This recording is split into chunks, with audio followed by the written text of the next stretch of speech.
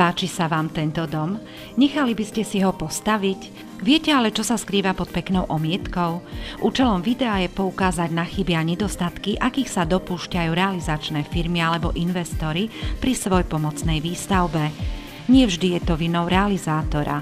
Častokrát sú dôvodom chýbajúce vedomosti, detaily v projektoch, mylné informácie a žiaľ aj finančné prostriedky. Navýšenie rozpočtu na odstránenie chýb tzv. Tepelných mostov sa ráta len v stovkách eur. Tieto chyby vás budú stať tisíce, ktoré zaplatíte za vykurovanie takého domu. Bolo by veľmi jednoduché pre projektanta a realizačnú firmu, keby každá stavba vyžadovala rovnaké úsilie na odstránenie tepelných mostov.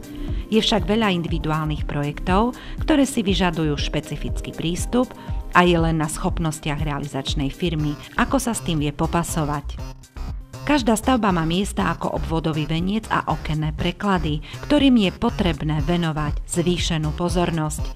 Nemalé problémy nám môžu spôsobiť betónové stĺpy, ako aj betónová terasa, balkón a podobne.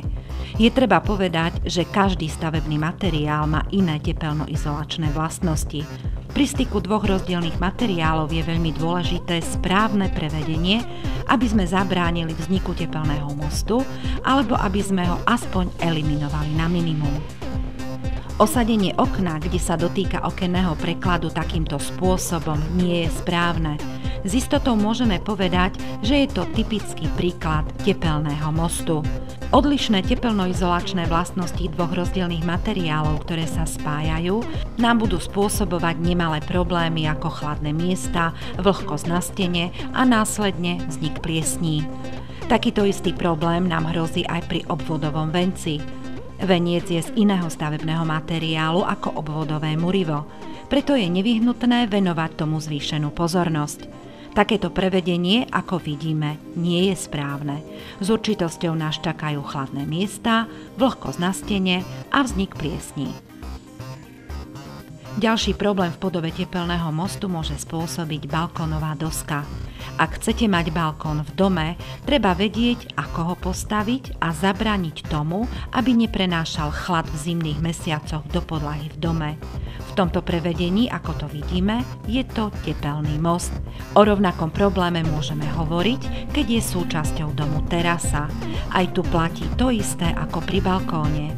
Riešením je správne technické prevedenie a znalosť stavebnej firmy, ako sa s tým vie vysporiadať. Pri tejto stene, kde je napojená strecha, je nemožné docieliť, aby izolácia steny bola bez prerušenia. Na záver sa oplatí spomenúť, že obdobný problém tepelného mostu nám spôsobuje aj každý betónový stĺp, komín, strešné okno, spojenie strechy so stenou a mnoho ďalších detailov, ktoré prerušujú tepelnú izoláciu.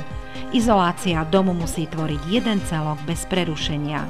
Ale ako to postaviť?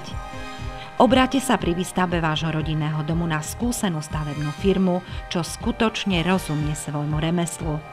Sme certifikovaní odborníci na výstavbu rodinných domov. Staviame také domy, kde mesačné náklady na prevádzku domu sú len 10% v porovnaní s tým, čo sa dnes bežne stavia. Radi vám postavíme ten najlepší dom.